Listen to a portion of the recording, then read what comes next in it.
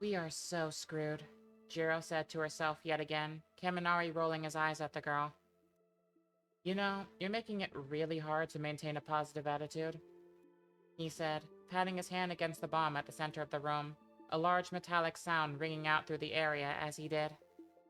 We got the advantage. They have to come to us. That's great, so they can get in a bit of cardio before they slaughter us, he said, her face growing pale. Toph Beifong. For all Jiro knew, the girl could just bust through the floor and tear her apart. As long as her feet were planted on the ground, she pretty much could do anything. She seemed to have a total knowledge of everything surrounding her. Heck, she could literally command the ground beneath her feet to just make her go, riding it like it was a surfboard in a wave. And Laura Kinney? She was like Wolverine but younger. And if she had to fight her, well, that would basically just be like fighting Wolverine. The same Wolverine who fought the Hulk in a one-on-one match. The same Hulk who kept calling himself the strongest there was, and there were very few people who disputed that. Jiro could feel the bile rising in her throat. She felt like she was going to gag. Alright, calm down. Look at me, Kaminari said. Jiro did. Cool, he grinned at her. We're not out till we're out, right? Yeah, okay, we got last place in the assessment test. Fine, we learned our lesson. We don't just rely on our quirks this time. Easy for you to say, but how? Jiro asked. The assessment was only a few days ago. It wasn't like the two of them had time for strategy or planning here. Aizawa had exposed a fatal flaw in their thinking, and he hadn't given them any time to reconstruct it before he had thrown them into this. If he had, Jiro probably would have, well, maybe asked Williams for advice, considering she didn't even have a quirk, and she performed way better than either one of them.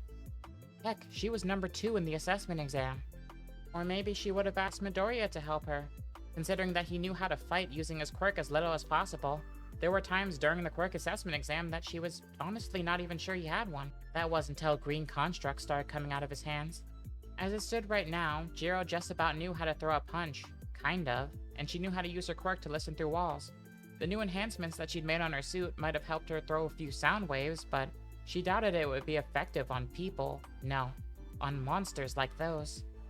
We just need to come up with a plan. Think outside the box, Kaminari replied. Do what they're not expecting, like, oh, I got it! We set a trap! His eyes lit up as he began laying out a plan to Jiro. The girl slowly took it all in, partially nodding for a moment only to stop once the plan had reached its end. Wait, hold up. Are you sure you can do that? She asked the boy across from her.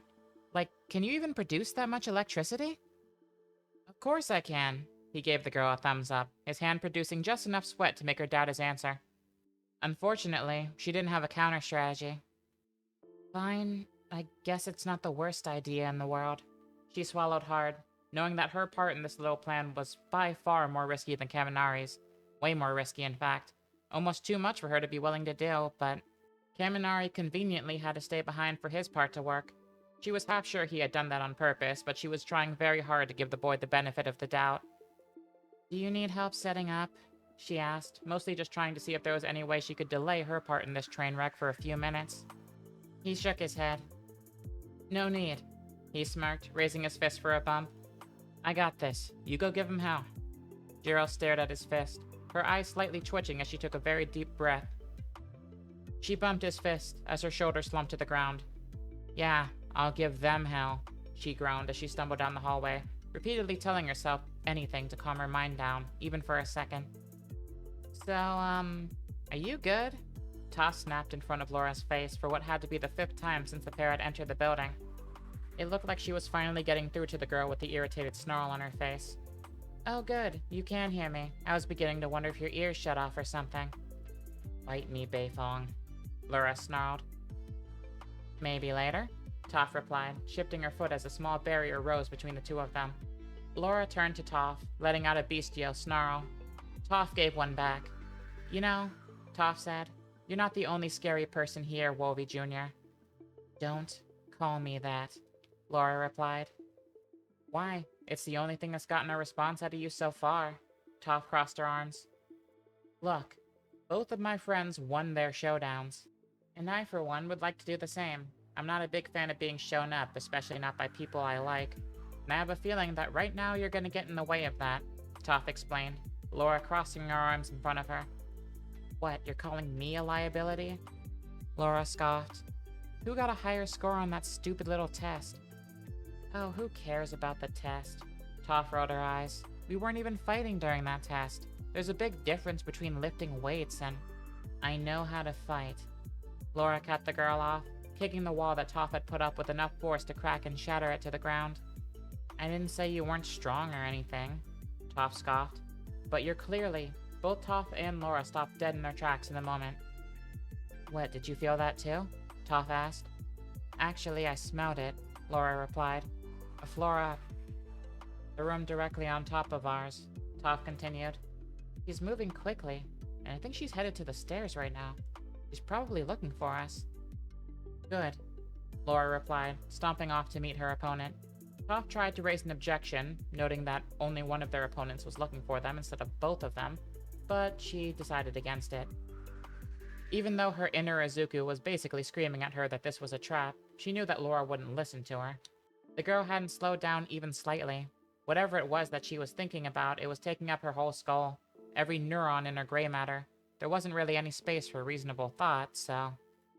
Well, I guess I'm flying solo then, Toph replied. She walked after Laura. She would stick with the girl for now, but she would need to come up with her own strategies from here on out. Her own battle plans. Sure, she could just muscle her way through, but both of them at once trying to do that were bound to get in each other's way. She put a finger to her chin as she walked, running through scenarios in her mind. She was trying to think more like Izuku did. Trying to go through as many different scenarios as she could. Unfortunately, it was pretty difficult to do things Izuku's way. The guy started off without any superpowers. Every fight, he always went into things thinking of every way he could lose in order to avoid it.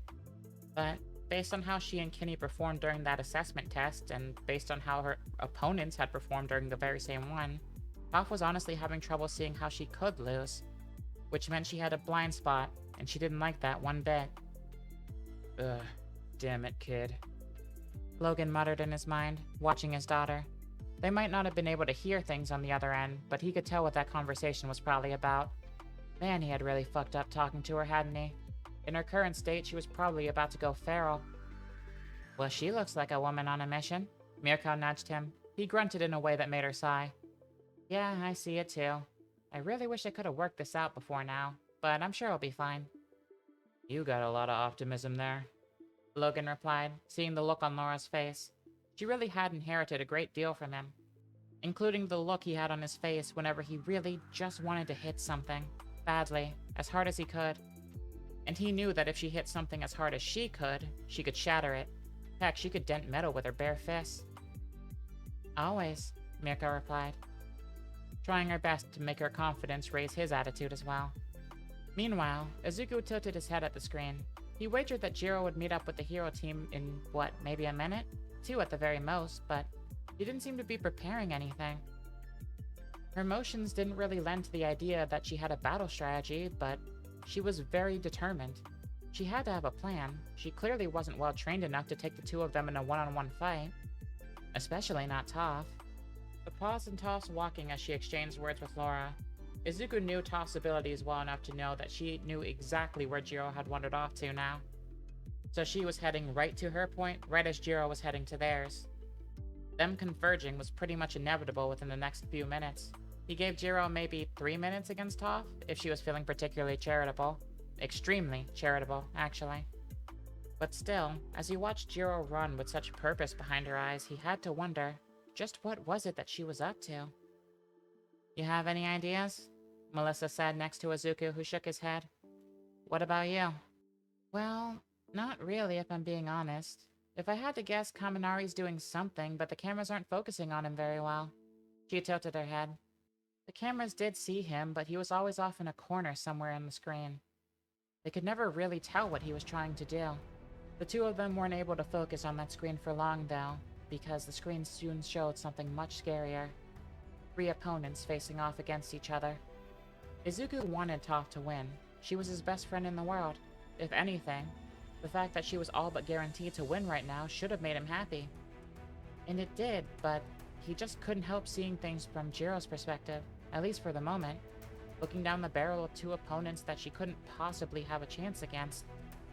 Uh-oh. Izuku swallowed hard, Melissa next to him nodding in agreement. Uh-oh. Jiro swallowed hard as she stared ahead of her, feeling like she was staring down the barrel of a gun. Actually, she corrected herself, more like the barrel of a cannon. She clenched her fist, trying to remember Kaminari's words, his plan that was sounding more and more dumb to her by the second. She watched Kinney, whose nostrils seemed to almost be flaring at her muscles tensing.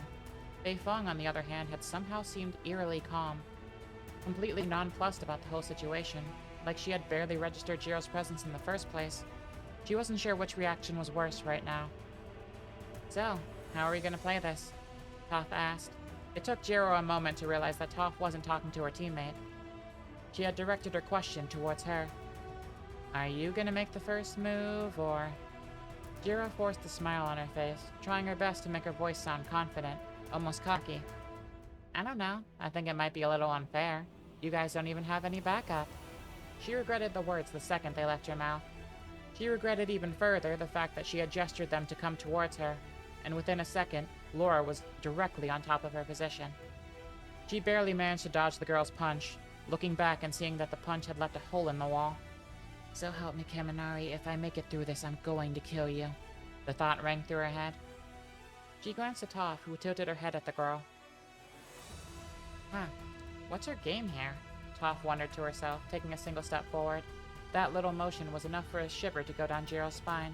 She barreled herself down the hall at full force, barely managing to duck underneath a chunk of wall that she expected to have come from Beifong. The chunk of wall exploded against the wall, as she looked back, revealing who had actually thrown it. It was Kinney.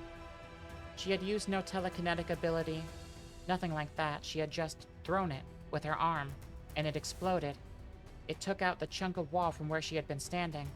If that wasn't scary enough, when she turned to keep running, she found that, somehow, at the staircase that she was running towards, somebody just appeared in front of her. It was Beifong. You gotta be kidding me, Jiro stumbled out. How? Toph shifted her foot, a piece of wall sliding down beside her. This whole building's pretty much concrete. Rock. You think I have to take normal paths to get through a place like this? Please. Toph cracked a grin. Jiro could hear Kinney catching up to her behind her, each footstep getting louder. Yeah, I guess I should have seen that coming. She tried to force her confidence back on, Toph scoffing in response.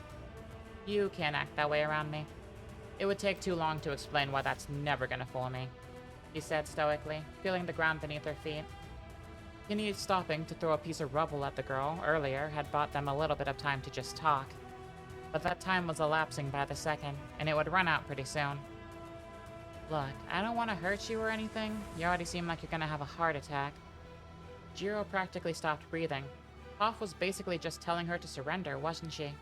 And honestly, Jiro was tempted to. Was she really that pathetic? She was so close. She doubted that this stupid plan was gonna work, but she didn't want to give up before she tried, did she?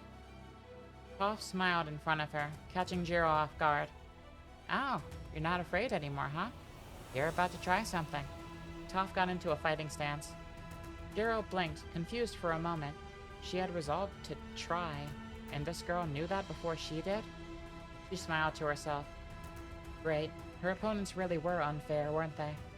She thought quick. Laura was close, directly on their heels. Good.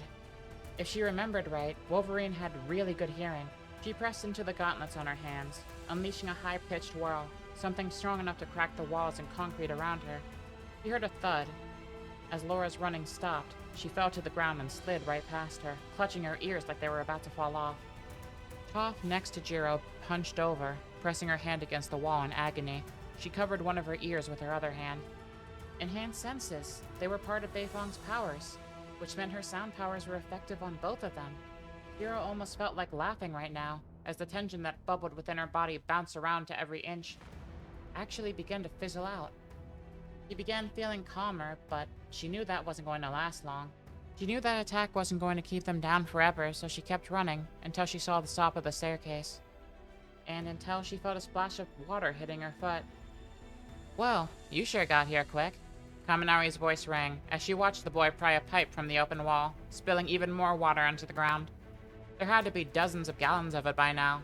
She ran to where he was, the only dry point that she could see. I was expecting a little more. We don't have any more time, she cut him off. If I didn't catch them by surprise, they would have flayed me. She grunted at him, plugging her earphone jack to the ground. As she already expected. They got up, she said, sweat pooling down her face. They're probably halfway up the staircase. You got maybe 10 seconds, dude. She breathed out a sigh, feeling almost relieved, knowing that she had done all she could for this trap of theirs to work.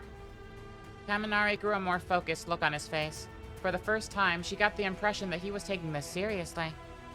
You went toe-to-toe with them for a bit. How much do you think it will take to bring him down? Kaminari asked. She thought back to the high-pitched whirling she unleashed, and how they were getting ready to move mere moments after it happened. Honestly, less than I thought, but more than I can do for a long time. She looked at him, the sparks moving up and down his body, the hair on her head already starting to stand on end just from being around him. It was really an incredible amount of electricity he was putting off.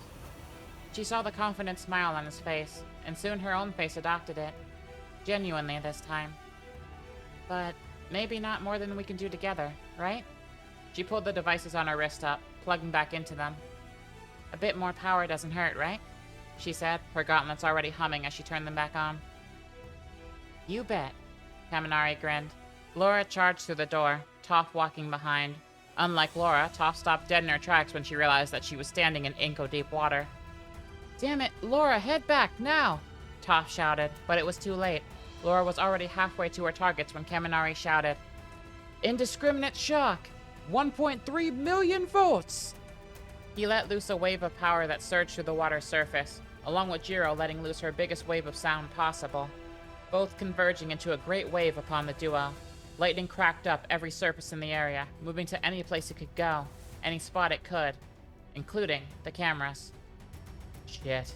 Logan pinched his brow, watching as the cameras fizzled out. All Might was already moving to get the backups up and running. Not even the intercoms were functioning, and he had zero doubt the comms that the students were wearing were definitely out. Whoa. Izuku stepped back, almost like the shockwave from the video footage had somehow hit him. Of all things, he didn't expect that. He really didn't expect that. Poor Toph. Ochako hung her head low. Indeed, that was quite the trap, Ida replied. There was nothing their team could have done once it was triggered. Rather devious. Huh? What are you guys talking about? Melissa asked, the others looking towards her. What do you mean? What happened? Ochako began. Oh, yeah, that. I mean, it had hurt Kinney. I don't know how well she can heal, so she might be down for the count. Maybe not if it's on par with her dad, but... Melissa trailed off. But just Kinney. Both of them were caught up in it, Ida began, Izuku turning back to the conversation. Wait, did you guys not see that? Izuku asked. See what? Ida asked. At this point, that sentiment began to spread around most of the students, all of whom now desperately looking back at the blank screen, desperate for it to click back on. At that moment, their prayers were answered, and the sight wasn't what they expected. Kaminari laid on the ground, the dumb smile on his face frozen from the sudden knockout he had sustained. The source of that knockout, the rock that was flung easily over 100 miles an hour, that had exploded against his face, was right in front of him. Holy crap, that was way too close. Toph cracked her neck. Good one, like, really good one. That's something Crybaby would have thought of. She jumped off a foot-high incline that she had created for herself and walked towards the only conscious opponent she had. Over Laura, who had burn marks over nearly every part of her body. She was groaning, so she was still awake. She hadn't passed out. She must have had a pretty high pain tolerance, Toph thought to herself. Jiro stepped back, a look of terror crossing her face. She pieced back the memory in her mind of the last few moments, seeing what had just happened. Beifong took a second to raise herself up off the ground, the second she realized what the trap was. Heck, Jiro didn't see the next part, but maybe Beifong even encased herself in something that could absorb the shock. It wouldn't be outside of the realm of possibility. Their plan failed the second they started it. No, she shook herself off. She wasn't going to give up. Not yet. She charged up another blast in her gauntlets, letting loose another high-pitched whirl through the area, the sound shaking the room to its core. But Beifong just stood there. She didn't seem even slightly bothered. But it worked before, Jiro muttered. Toph turned her head. I'm not really sure what you're saying, but I assume it's confused rambling, so let me explain. Toph pointed to her ear, which was currently coated in nearly indescribably dense soot. She doubted a single note of sound could even break through, at any volume.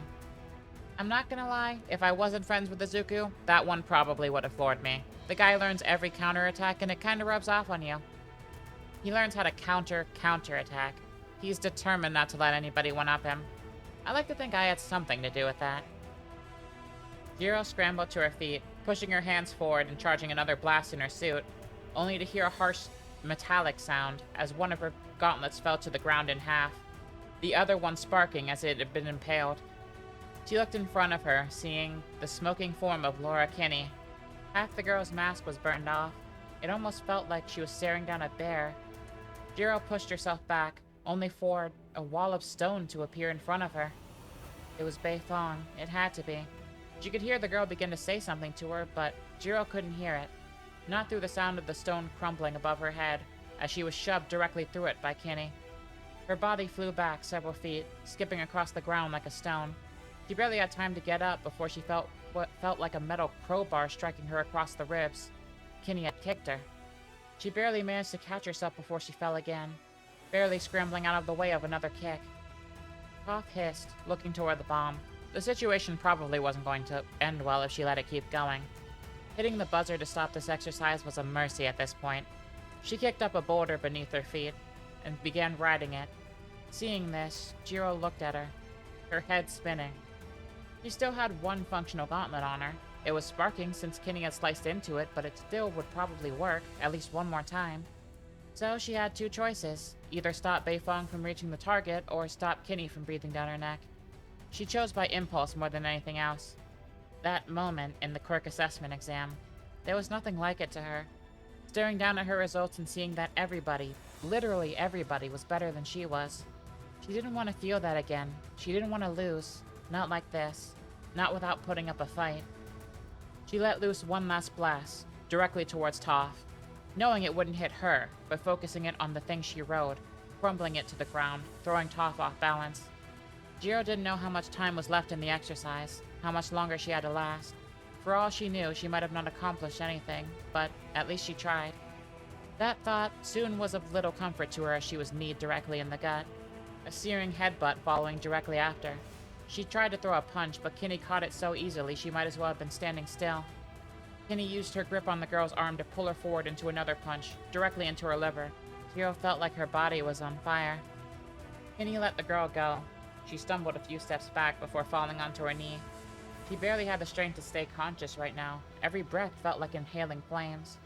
She looked up at Kinney. She was breathing hard too. She was clearly tired. They had done a good amount of damage to her, but she was still more than able to keep going. She had every advantage over her, and she clearly intended to keep going. The look in her eye, it was like she barely even registered that her classmate was in front of her. Like she just saw her as a thing in her way. Kinney winded her body back. Jiro watched as the ground beneath Kinney bent under the weight of the punch she was about to throw. She was sure that at the very least she was about to pass out, and that she might wake up with a broken jaw, or a broken rib. Jiro closed her eyes as hard as she could, mentally bracing herself for an attack that thankfully never came. "The hero team wins," a voice came through. This time not the voice of All Might. It was Wolverine. His gruff and stoic voice seemed almost frantic, hurried like he had blurted it out at the last moment he could. Jiro opened her eyes slowly, seeing the fist of Laura Kinney pulled back to where it was. Jiro didn't get the best look, but that fist was maybe an inch away from her face. Kinney looked almost surprised, like she was in shock at her own actions, glaring down at her fist, studying it like it hadn't belonged to her. In the back, Jiro could see Bei Fong, her hand firmly pressed against the bomb. She was panting like she had just run a marathon. They had still won. Jiro had just delayed things at best. She lost. It took her mind a moment to catch up to the current time, eventually honing in on the fact that Laura Kinney was holding a hand down to her. She silently took it, the girl helping her to her feet, as she supported her out of the building. "Well, that was..." Izuku began. "Scary," Melissa agreed. That moment, when the gap between Kinney and Jiro was finally closed, was like watching a person get mauled by a bear. Jiro had basically no chance of escaping, especially when she used the last of her charge from her suit. For all intents and purposes, she was fully at Kinney's mercy, and Kinney took full advantage of it. Izuku had gotten very good at reading body language, reading how people moved when they fought, what they were about to do before they did it. It was basically a requirement for the kind of hero he was playing to be before he got his powers. He must have studied footage of superhumans dozens of times over to be able to maneuver around them. Plan around them in any way he could, for when he would be out on the streets with nothing but skills to back him up.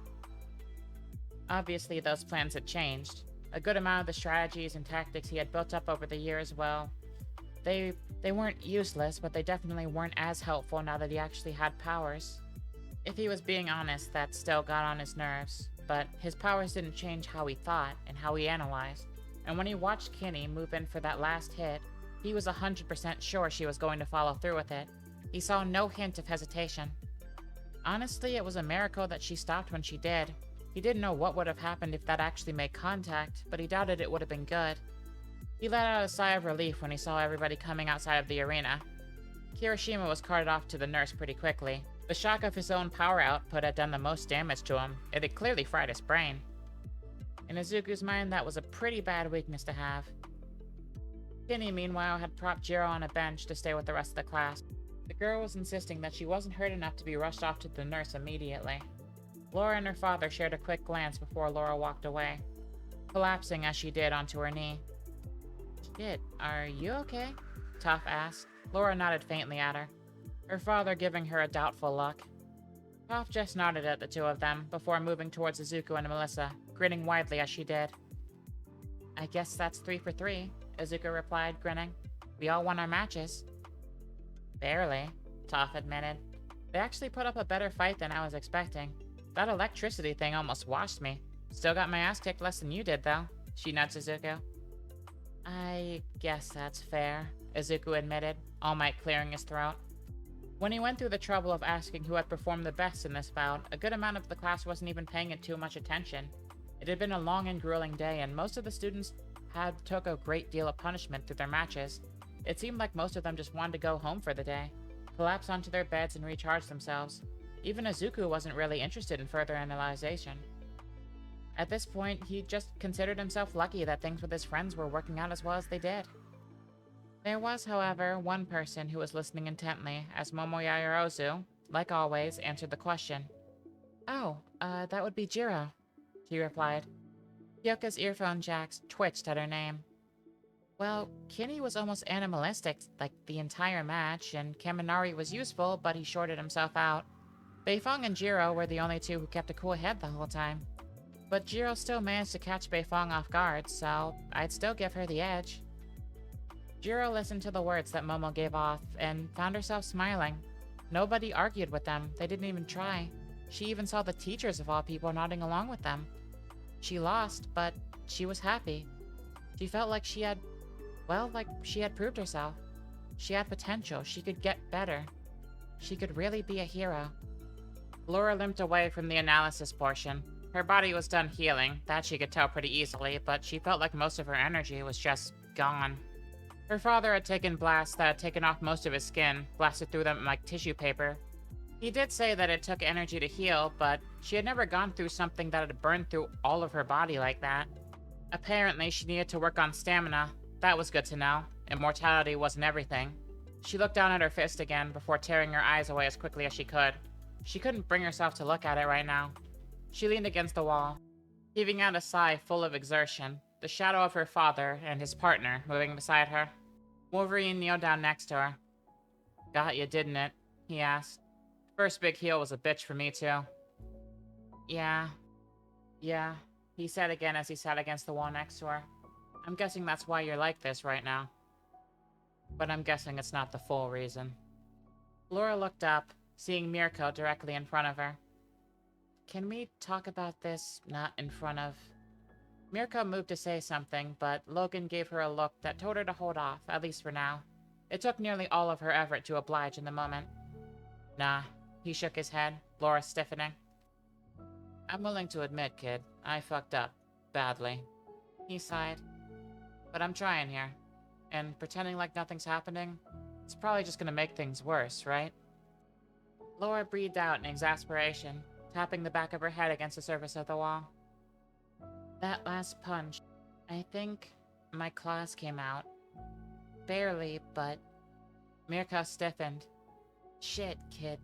Really? Did I get under your skin that badly? She asked, the tone coming out as a joke, but Rumi didn't really feel like it was. Wolverine patted his daughter on the shoulder. He knew full well what that was like, losing your shit in the moment, just because you were in a bad mood. He was just happy nobody was hurt. The kid showed a hell of a lot more control than he had back in the day, but he knew she wouldn't see the positives. He wouldn't have. It was part of the curse of being made with his DNA. It gets better. Yeah, sure it does, she replied. It does, Wolverine insisted. You haven't been out of that stupid program for that long, and you know what I was like when I got out of it. I was a straight-up monster, worse than you could ever be. Yeah, and Xavier found you and he fixed you. She turned to him. She had heard the story before. Charles Xavier putting together the pieces of Logan's mind. Just enough for him to break free and become his own man, instead of just a weapon that somebody else controlled. Nah. Logan shook his head. He helped me, sure, but fixed? I was pretty damn broken when Chuck was done rooting around my skull. It was everything else that fixed me. Laura cocked an eyebrow at him. Friends, family, people that give a shit about me, even though I was on the warpath at the time. They're the reason I'm not there anymore. I was trying to be that for you, but... You aren't terrible at it, Laura admitted. I appreciate it, kid. He nudged her. But I don't think I'm enough. A kid like you, especially, given all the crap you've gone through before you got here, you need support. People around you. People who give a shit. Rumi cut in, seizing her opportunity to sit next to Laura. Laura looked at her. I still don't know how to feel about this, she said honestly, the other two sitting in silence at her words. She turned to her father. And I still don't like that you kept this from me. She narrowed her eyes at him. He nodded. But I've gotten used to weirder, I guess. She pushed herself up, moving down the hallway. Nobody followed her as she disappeared into the light at the end of the hall. Logan sighed. It had gone better than he expected, all things considered. Better than the last talk they had, definitely. Especially since that talk had apparently almost gotten a girl shish kebabbed. Mirko turned to him. Okay, well, this is gonna be a bit tougher than I thought, but I'll take it. Wolverine raised an eyebrow at her. She said she could get used to me. I can take that and run with it. Like I said, I'm gonna make that kid love me, just you see. She jabbed a finger at Logan, who smirked slightly. Just try not to push it too much, yeah? He asked. I make no promises, Wolvie. It had been about a week since the last combat exercise, and things were finally starting to return to normal. But then that almost immediately went out the window again. What the hell? Toph muttered. The cacophony of sounds in front of her first thing in the morning pounding into her eardrums. Getting blasted in the ears by Jiro was already bad enough. The last thing she needed was a more annoying repeat. Is that... Melissa began next to her. Izuku swallowed hard as the hordes of people locked onto the three of them, after having just finished interviewing Ida. It's the press. Izuku went cold. Of course the press were here. He should have expected it. All Might, Wolverine, Mirko. There were a lot of heavy hitters teaching at the school now, not to mention the legacy heroes if they had somehow found out about them. What do we... Toph began walking, ignoring the microphones and cameras pushed into her face, not letting a single word leave her lips. I guess we follow her lead, right? Melissa asked, Izuku nodding as the pair strode side by side with each other, directly into the horde of press. Things were working out, at least for now. That was until... Hey, isn't he the other kid from the sludge villain attack? One of them blurted out. Oh crap, the thought rushed through Izuku's mind. Almost immediately, the crowd around him nearly doubled. Thinking quickly, Melissa grabbed the boy, using full cowling to rush him to the other side of the gate before the crowd could swallow him. He gasped when she finally let go. Oh my... thank you, he gasped out. No problem, she replied next to him. Those guys are really intense. The world's future mighty heroes afraid of the paparazzi. Truly, we are all in safe hands, Toph said, dusting the two of them off as they entered school. Though, even she had to admit, there was an intensity to these guys. It felt like half the city was out here just to watch them, and that sounded like a recipe for disaster to her. Thankfully, class had started out normal enough. Normal being Aizawa grilling students on their performances in yesterday's combat exercises. Things like Midoriya letting Bakugo get too close for him, and Midoriya not properly utilizing all of his power. Williams being too inexperienced with her tools and depending on surprise attacks. Melissa not being able to fully utilize her power without her gear. They had all taken the criticism in stride. And then, things got even more normal. Weirdly so for most of the students. Something as simple as, well, choosing a class representative. It felt strange not beating the crap out of each other or training their quirks. No combat exercises, just a normal class activity. And soon enough, everybody was fighting for it. Nearly. Izuku was the only one in his trio of training partners to really offer. Neither Toph nor Melissa making a move to volunteer. Nobody else that he expected to volunteer really did. Laura Kinney didn't even look fazed, she didn't raise her hand or even flinch it, and nor, oddly enough, did Riri Williams. That one he was sure would raise her hand. Honestly, Momo Yaoyorozu felt the same way. She looked at the girl confused. Before either one of them could ask, though, it soon came to pass that the class decided that they would vote, Ida organizing the vote. Izuku took note of that.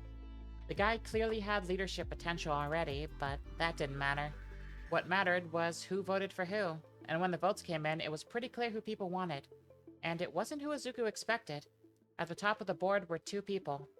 Himself with 5 votes, and Momo Yaoyorozu with 3. I'm at the top of the... Izuku muttered. No fucking way, Bakugo shouted. Who the hell voted for Deku? I want names. Right here, Boomstick. Toph raised her hand. I did, Melissa said, trying to sound defiant, but it was a bit nerve-wracking speaking up to someone who was literally foaming at the mouth like a dog. Ochako turned, doing her best to not face Bakugo, as she whistled to try and seem innocent.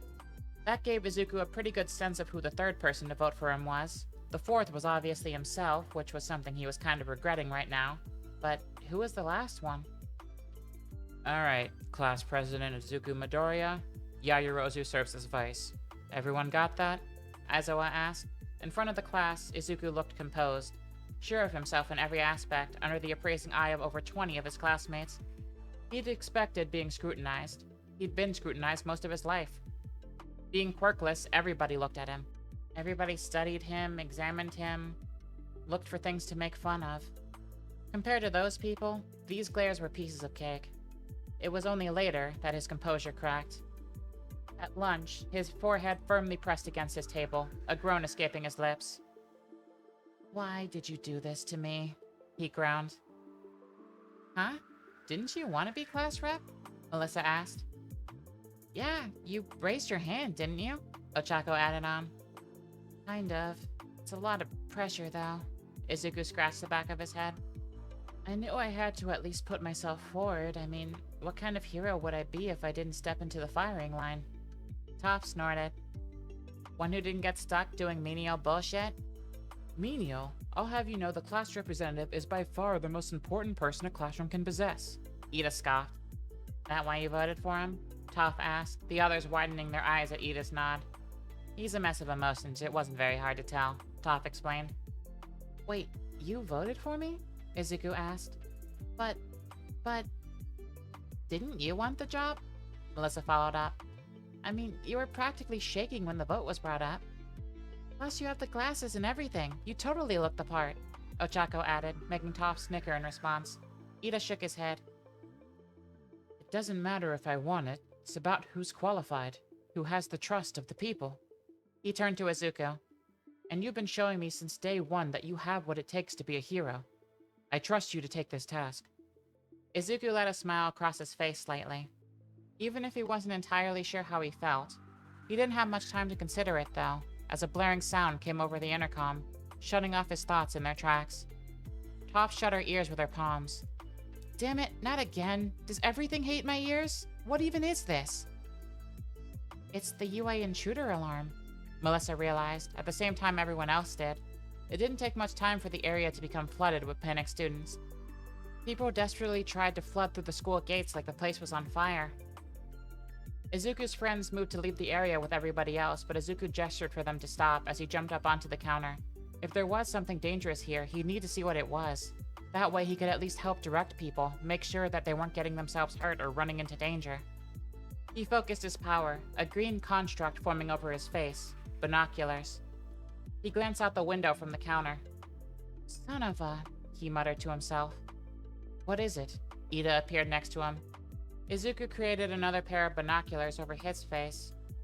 The press, they broke through the gates, Ida realized. Really? Toph asked, gritting her teeth, the sound still making her eye twitch. People are collapsing the place because TMZ is storming the gates? Melissa looked out over the area. Students were literally getting crushed under the weight of each other, sandwiched between hundreds, if not thousands of pounds of frantic screaming masses. This could get really bad, guys. I think somebody could die. Izuku gritted his teeth, raising his hand over his head, a blinding light coming out of his hand that drowned out the flashing red blaring above. The students slowly stopped moving, turning in his direction, as Ida shouted directly next to him, explaining everything to everybody. The students slowly began calming down with both the pulsing light and Ida's calm voice. Izuku smiled as he looked at him. The boy definitely had a better public speaking voice than he did. Thankfully, the situation was over in a matter of minutes, the teachers coming out to fully subdue the situation. Ida smiled at Midoriya. He had acted quickly to grab the others' attention. He had voted well. He was sure of that now. Izuku, though, his mind wasn't on the class rep situation anymore. The UA barrier was made to keep villains out. How had regular press even gotten through? Even if the situation was resolved, even if things were fine now, he just had a feeling. He didn't know quite what his suspicion was, but he just felt in his core. Something wasn't right. Hey everybody, thanks as always for checking out another video in the Earth OCU universe. I'm sorry this one took a bit longer to come out. I am getting quite busy outside of the channel, but it was fun to get back into the swing of things. I'm really excited that the teammate battles aspect is over and that we're moving towards some of the bigger My Hero Academia stuff. I think it's going to be a lot of fun to get into. I am especially excited about the UA invasion. I'm really excited to show that off to you all. In the meantime, if you liked this video, please let me and YouTube know by leaving a like. And be sure to let me know what you thought of today's episode in the comments. And finally, be sure to subscribe so you don't miss out on the future of this or any other series that I produce. In the meantime, I've been your captain, and it's been a pleasure to take you on another tour of the strongest Earth in the multiverse. Bye, everybody!